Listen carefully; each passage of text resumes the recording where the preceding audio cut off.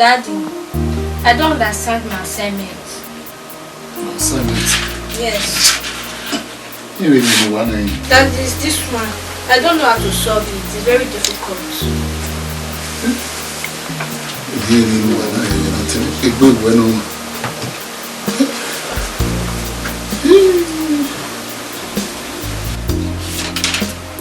Daddy, yes. Please, can you let me do my assignment? It's on this, my teacher's plan to say she's on the side and I cannot say she's here.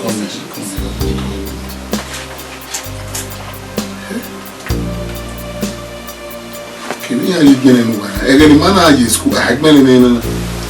Okay. Okay, let's solve it together, okay? You come. Let's do this together. This is your room. Okay. This is your room. Do 60 here. Okay. Let me write it for you. Do it like this. Yes, I'm done it.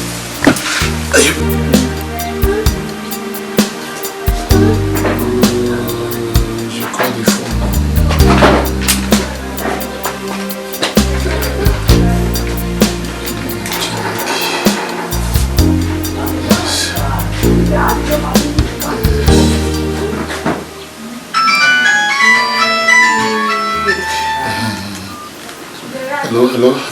Hello, sir.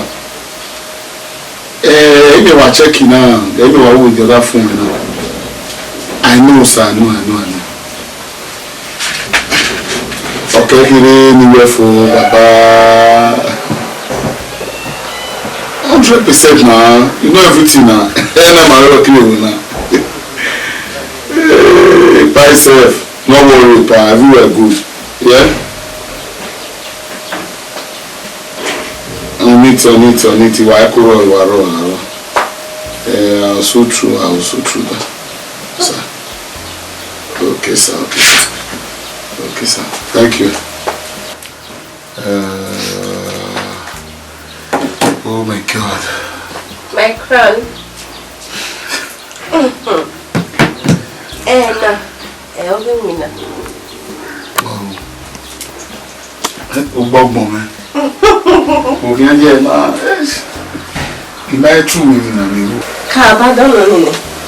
Yes, I know.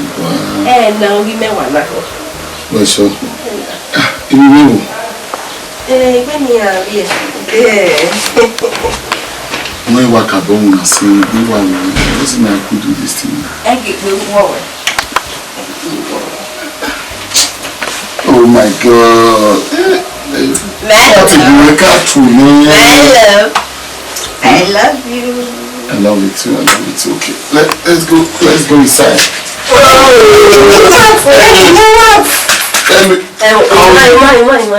I'll say the name.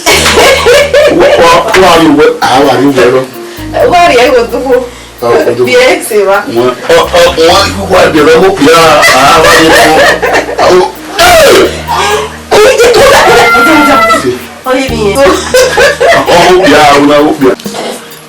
That is getting school. We're already late. Okay. If you want to, you always go club, you know. Let's go. Alright, girls. Get outside. Okay, let's go. Why go? Alright, bye. It's just why I'm I'll come back. I love you. Love you too.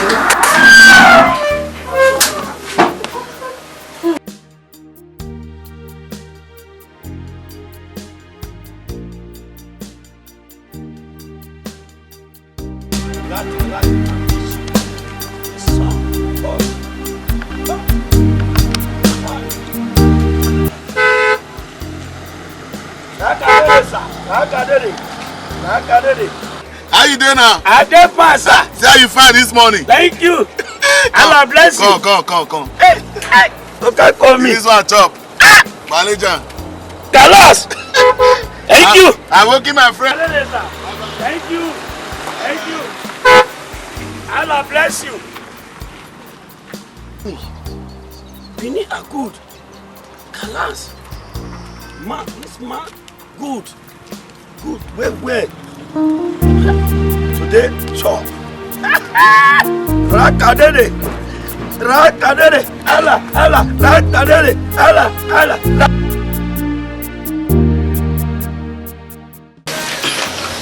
Talolo. Come.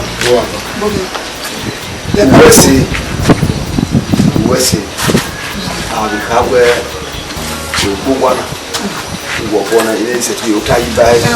Ai be hati ko baba. Oh. Eko ka. Ko somo ni ame. Mama yi wefu. Ye wo sabo agbo. Ya wo. Very soon. Ko somo ni ame. Come. Come. Mi o mo Uwadiae. Amarine. Come. Kuro Ije. Baba. Wa ni beniti. Wa ire agume. Iya, awo sena. De ni ma ye ni di ni ma mi di. We ni ja. Baba wa agume gbon enu na mu moto na. Anything aro wa agume. Owesu yi. Edi me. Boss ye. Iga gay. Manga amwa de bilo bi mese. Edi se ti ya ari ba se. Yo ni bi. Edi yo no wa. Lo ti kere. Why worry contract? You can the government are moving. You will not follow. Or what they want to know what they know. What to completely fearful. Hey, Baba. Boy, I was it. Aso So ka can one year look that way. Go by here, we can walk at it. In none of what body. aso ko le ni Jesu. Cause I go back more than I will ask for. Ilé tí ẹ̀bọ̀ náà wọ́n ní káàrí náà. Aso bo. Ọmọ ẹ̀sùn ọ̀bọ ìyẹn ni ẹ̀wọ̀n ya ẹ̀. Aba pọ̀bí àríkọ́ náà. Ẹ̀wẹ́ tó ìwẹ́. Ayọ̀pá ìní abọ́ ní àrí ẹsẹ̀. Kó sáré bá wọn wú ọ̀bọ. Ko. Bí mi ní iṣẹ́ náà ìwẹ́ wà ní ìrírí ọ̀. Nàá ẹ̀ pèpè kátikáti ẹ̀wọ̀ amẹ́rẹ́. Ìyẹn ló bí báyìí lọ. O me. Wa me. Ẹ rà á. Ẹ soso gbọ̀ mọ́. Lórí ọmọ náà rọ̀. Wẹ́sì. Wọ́n pa mi àbí ní tẹ́ mi la. Inú sá. Olúwo. Wọ́n gbọ́ gbẹ̀rẹ̀dó. Wọ́n kó yòbó àgbẹ̀kọ́ la. Problem miro. Ẹgẹ̀ eré olùlà ó rẹ̀. Àwọn ló sáyẹ kí nà mẹ̀mí àmì abẹ́rẹ́ àwọn ohun ní sẹ́kùn yẹn nù. Wọ́n sì Wọ́n ní effort. wọ́n sì. Dédé gbẹ́gẹ́ yà ní ìrùmú ẹ̀. Who are fear causing war? Wọ́n sì. Ọba nẹ̀wẹ̀mí. Who are fear security? Who that well àwùjọ ni? Who máa ń gbé ní ẹwà pọ̀ ọdún síta lẹ̀. Àwọn ìwà yẹn ní máa ń ti dẹ̀dẹ̀. Ọ̀pọ̀ ẹ̀ ló lọ àrí àyè. Ìwà gẹ́kọ̀ọ́ mú àtẹ̀lẹ́tẹ̀. Bẹ́ẹ̀ wọ́n ni. Wọ́n sì rẹ̀ wọ́n sì. Wọ́n náà fi akọ́sẹ́. Ọba fi akọ́sẹ́. Ìwé dọ̀wọ̀ wẹ́wẹ́ ni mo wà. Ìwà nígbà ìwà. Bẹ́ẹ̀ tó gbẹ̀rẹ̀ tó ṣe ṣe lè ní náà bọ̀ ọ̀nẹ́jà. Ìwà ìwé kọ̀dọ̀tọ̀. Ọ̀pọ̀ ẹ̀ ń mọ̀ ìdìbò. Ìwé náà. Bàbá. Adé yìí rẹ̀ ọkọ̀ àtàlẹ́ rẹ̀ wọ̀ wọ́ àwọn. Musa, òfin ayé ẹ̀. That time in my school, I pay 750,000. When project and final year school fees. Project my work for over 1 month now. Project. 750,000.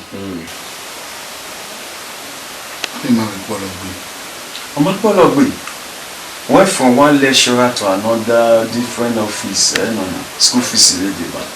Are you sure? Yeah, and even we went one excursion back in my report Harcourt. So, the problem is, what I will do now? Where are you right now? That's right. Okay, let me. What's it?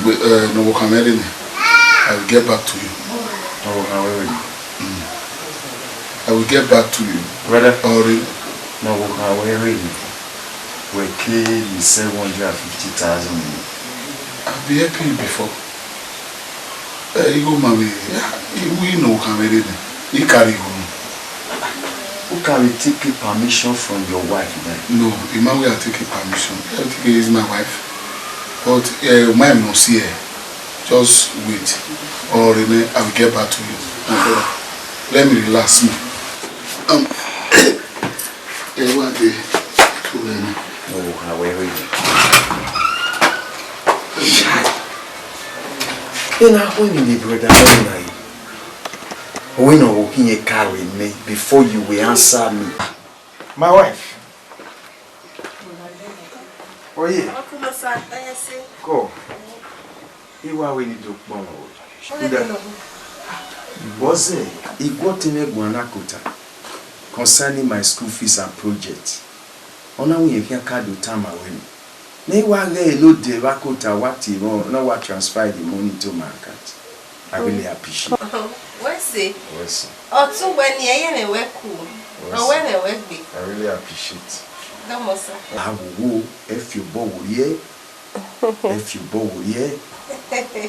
What's it? When I tap where L get equal.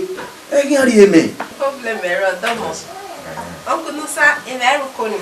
Aigbaekhoe. Oh man, where's it? Come. Domo. Come. Domo. Okay. Yeah. Esther. Sir? I love this game. Can you drive? Are you okay? You are driving. Yes. You are jump something. Yeah, I want more Vera. How are you? My crown. Hey, Mama. Esther. Ma? Food is ready, yeah. What are we eating? What you are eating? I prepared pardon yam and pepper soup. Oh yeah, let's go to the dining. Yes, mommy. Yeah, you follow. Echo. Need that Echo. I say not limba, not limba. Okay, my darling.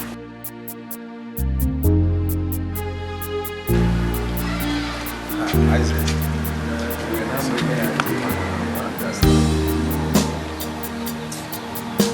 Musa, do you want to go away? We not trying not to go we will do it. Why have that? If you have that, you need to go. We will do it. Mami, no time now. At Osawe, oh boy, we no team me go say. I have been at ye man, I buy it declare. Abi, but my brother or changing eh? O team me mate a ye video.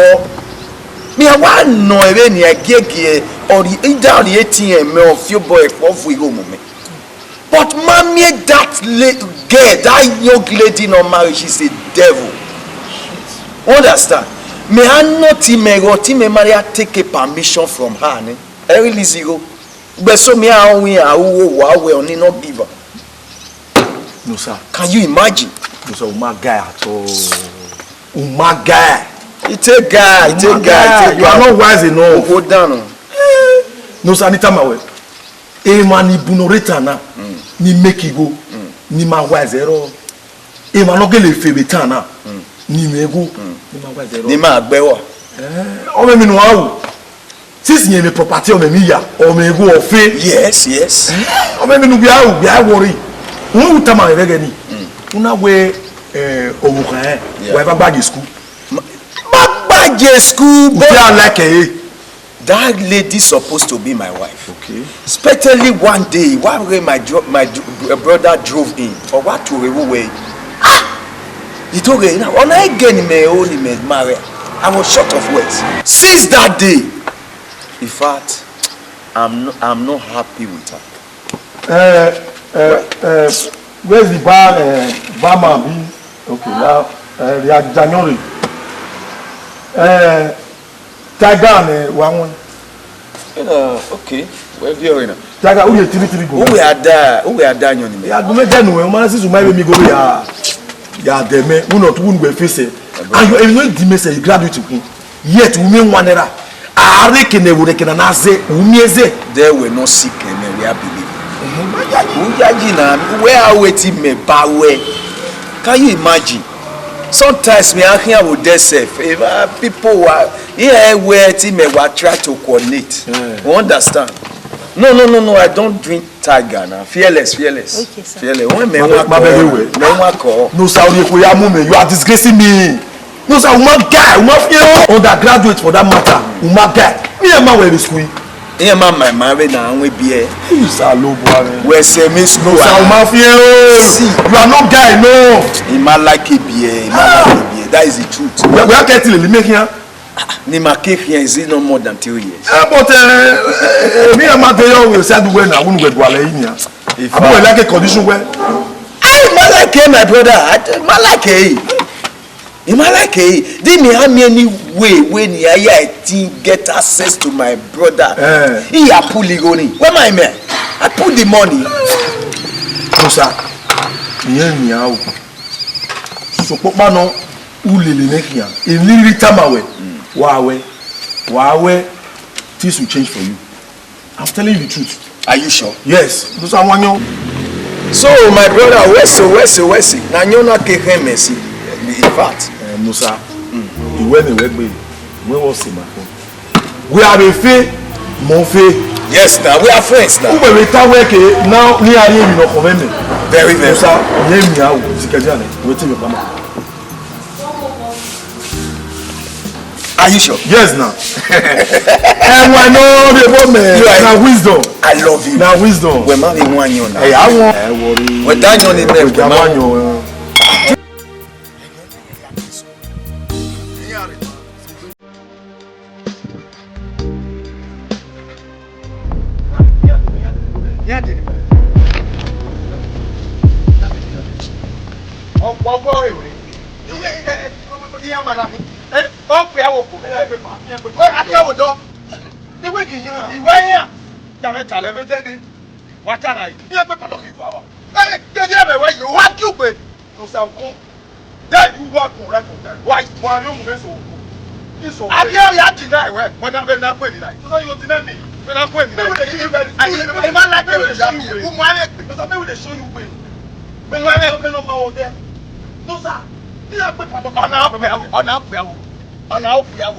You are telling me where my brother chicken. No, sir.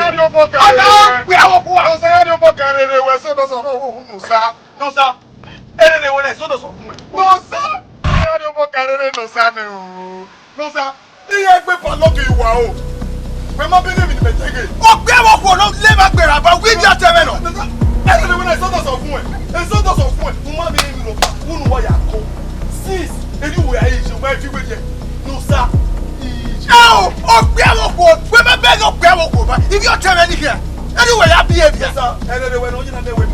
Then you can even you palm me when what way? No, sir.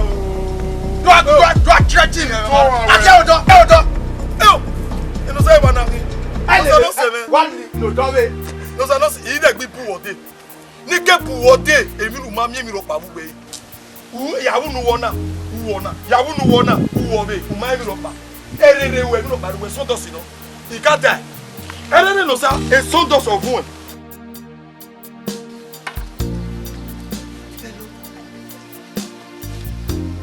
Hello. Hey, no, sir.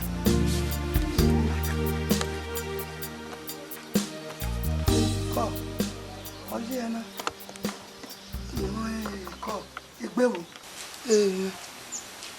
Call. Amata.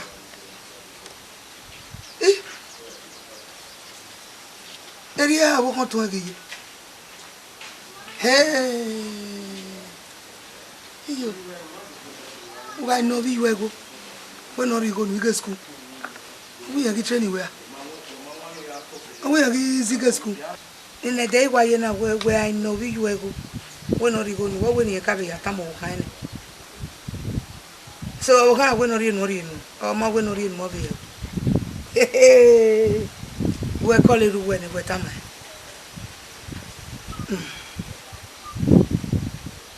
Where's he? Where's he? Where's he? Where's he? Backbone. See a baby here. You're quick, I'm a quiet book. Where's he? Or our way. My big web, Mamma. See a bit. Arere, yarere we ma, yarere we. Obi ba no jono eyo rigo no kaga ni odi. We yarere we ma, la ho. Era. Ye ko ba yena, ma chogo ro ba. Ori ba. We ma ka ebe ni raji. Ori ba se na ko la jadi ye ko wa. Irodia. We ze gbe ma, ze gbe mi ya ma. Ko. We yarere ta ma yo nyage. U yarere agbe kon. Ebe zao. Osabu ave wo gwe no ave ri ho. U ve amogu. Ze gbe o ma. Ko. Ya ore ya gbe kon ma. Ko ako. Enu be ya mo unu be ya gbo wo kan o. La ho. Mama.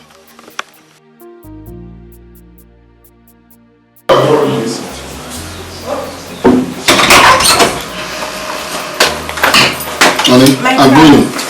Okay. Now, Emina naso. How do I have me?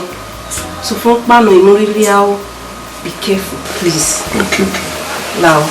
So I love us here. Kazokawa. I love you. Love you too.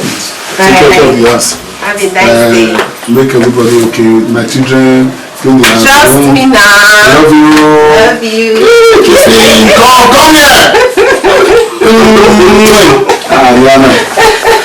Oh, I love you.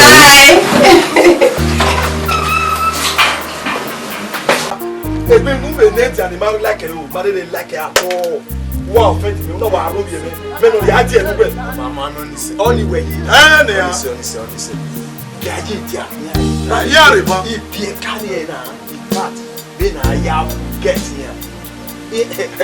Anyway, me so what? Ina ya idea ne. Una ya? Yes na. We ma ya me ata. Me na we. Wala is. Ye wa gie.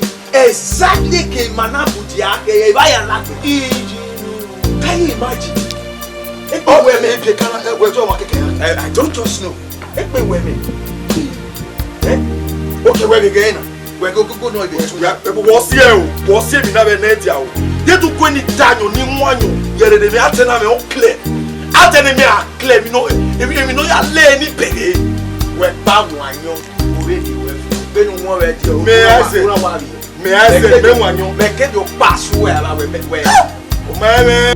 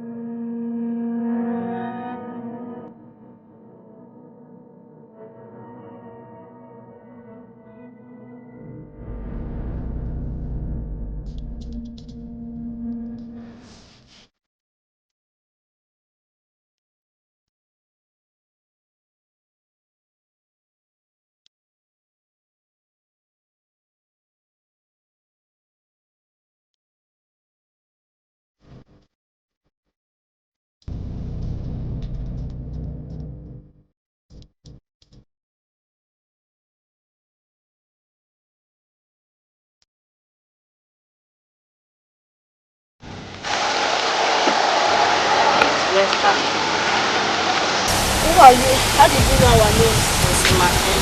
What do you want? What do you want? What do you want? What do you want? What do you want? Thank you. That's our friend.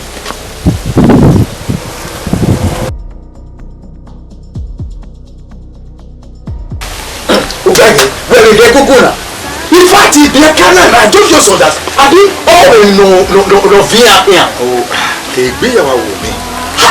Okay, just I said, look at the time now. Look at the time. Me planning the day woman back. Me marry we be not the woman back. Barry boys, where are the head? They are waiting. We mujagaka nakamiyane. Nakamuyane nakabikani nakamuyane. Nakoya. You understand? Ẹ̀yà dé ẹ̀yà. Bí ẹ̀ka ìmẹ́rin ò rí ayé kì. Ìmẹ́rin. Bẹ́ẹ̀ má tá mi mẹ́wẹ̀ẹ́ wẹ̀ yá tiẹ̀ wá. Wẹ́ẹ́ ta lórí mẹ́nìyà. Bẹ́ẹ̀ má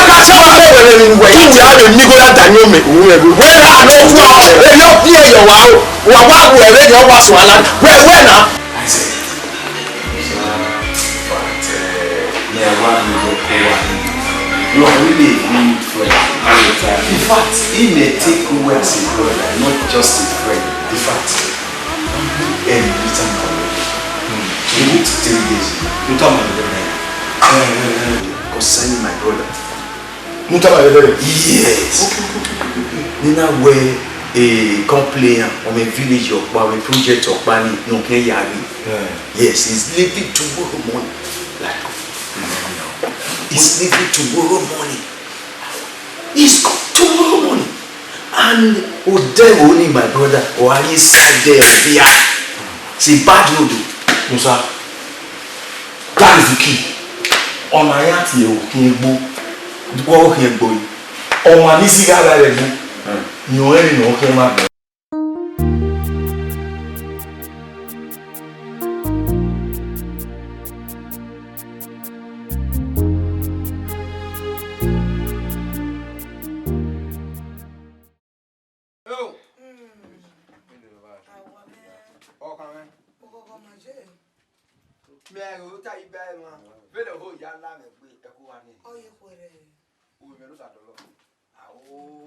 O sanu das no wa gba ore ki. Iṣẹ́ o, iṣẹ́. O sa do lo ro me.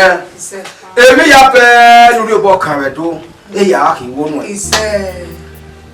Kemi ni lórí obo kan na bi ta. O wa ki wonu e. Ya ṣe mi ni Jésù no ki. No pe kian. E ba we yi. Iṣẹ́. Ita imoto owo die ke ba wo da o. Ita o da o kian ki imoto. Iṣẹ́. Nda o ta die ke ba wo da o. Iṣẹ́. Nu gbe ku ke tu wa mu e. Amen. No ku we kian se ti mu e. Iṣẹ́. O wa we o ahin ami wo. Iṣẹ́. Nda we mi la ga ne o pusha. Oh ne, pugo ni na ke ga mi e. O da o ana mi ki o da na mi mu e. O da na mi o sa do lo. O da na mi we. Ebi ya be na mi mu e. Iṣẹ́. Sadolo. Sadolo. Isi ya gbo lewo akaba. Akaba mi ana. Akase. Oh, you ya fe gbo re do na gba o. Iṣẹ́. Baba to pe. Iṣẹ́ baba we se Jésù no ge we se gbo ime. Odo me nu wa. Ni mo kere. Asere room. Ebo asere. Omade ebe no mo gido yi maki. Oye mu he. Anyu me ale mu na. Oye mu he. Oyoyo. Iwa wo meru ba we. Oda wa na mi eri. Eru ga e. Oda wa na mi ani. Ade we utu anyo fa ma se ba. Ima ma wi le ama o. Sadolo. Ewe ni ya na enwe na. Oda ko ya wo o. Ise sadolo no me. Isi egere. Si egere. Oh, fee. Oseyo. Agmo ama won. Ide ga yan na ga na me si ye ko na be. I don't know. Okay, so wa lege. Na. Awa o lege. Wow. Yan wa. Emi ape na anya mo so mo na. Iṣẹ́. Wese. Ide ni suko ni. Don't know. Ni ya. Eko. Wa no gete mu obo pa ite ti ni. Wa me te gbe ko. Imari egbe ba no be shocky we. Shocky gere. Don't know. Abu ama won. Nede o. Afema. Ki afie mi yere. Eko. Don't know ka me. Dole yaji. Ndagwe. Oh. Sakpano oe na ya ye. Sakpano oe na ya ire. Ose na ya gbona owegbe.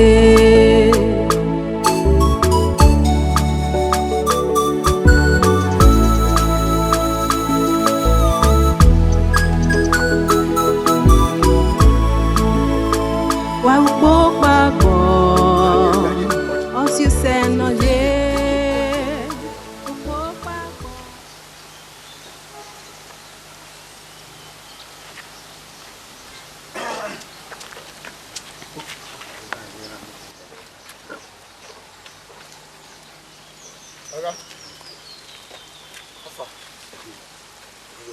Well done, sir.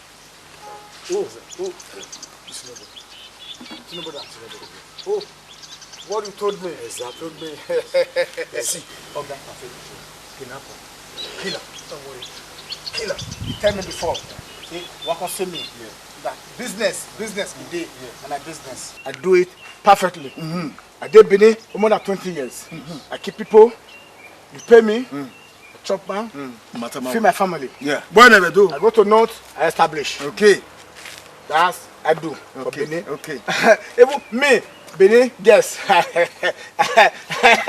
Benin, yes. I know them. I know them. I give them money. Already you where do you want? Wife, yeah, Benin. I get North. I get Yoruba. I get Igbo. Yeah. Yeah. Okpo. I speak Benin. Okpo. Yeah, Okpo. You teach me. You teach me Benin. Benin ya owe. Okpo we ne. Easy. I said Oga, business. The picture. Make I show you. See. Okay, see. Yeah, This one. You see, this one. This one. Your senior brother. My senior brother. Name Kasha. Name Sadolo. Osadolo. Osadolo. Dollar. Osadolo. Osadolo. Okay. I get Sadolo. Okay. Send to me. Send to me. Okay. When I said there, we're to add. D'accord. Okay. Yeah. Oh. Yeah. I found where? I found. You know good. Ọwọ́ fọ̀fọ́. Ọwọ́ ọmọ fọ̀fọ́ náà. Fine. Oga. No worry. Rigo. Kasha. When we can again now, we will see. Call her. 25 36 73 89 48. Open. Don't go. Okay. Don't go. Check out. Don't go. Check out, Mala. Yo wa. See ya. Oga. Money. Big. Money big. I'll do. I'll deliver. I'll deliver. Musa.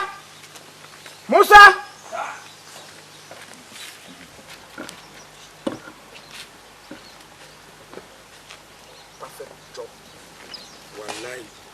Finish up. Asa. Musa. Job a day.